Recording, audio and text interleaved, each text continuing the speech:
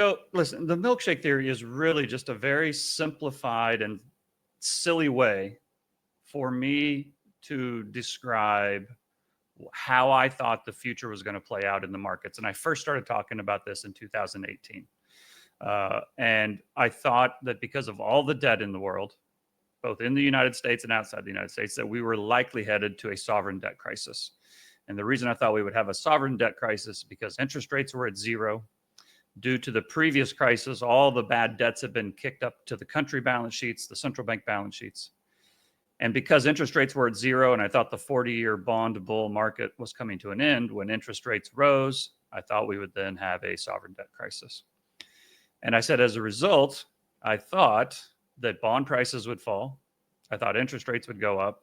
I thought interest rates going higher would actually make the dollar go higher because as interest rates go higher in the US, it pulls capital into the dollar. And as the dollar went higher, that would then find its way into the US market and US asset prices would go higher. And gold would go higher as well, because even though the dollar may be going up versus other foreign currencies, it might not necessarily be holding all its purchasing power.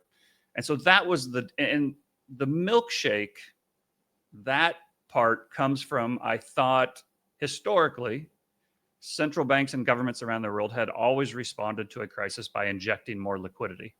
And I thought that same thing would happen again. And I thought the US, because it had the biggest straw, would suck up all of that liquidity out of the global market into the US markets. And so while we have not had the sovereign debt crisis, although it looks like we may be headed towards one now, all of those things that I said I thought would happen kind of have happened. The dollar's higher than it was when I first started talking about it. Gold's higher than it was. US assets went up dramatically from where they were then and dramatically outperformed the rest of the world.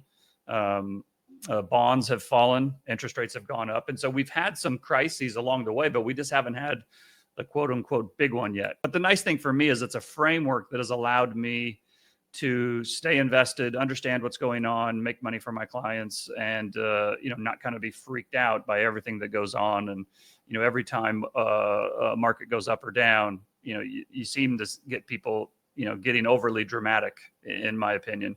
And having this framework has really kind of helped me navigate that volatility pretty well.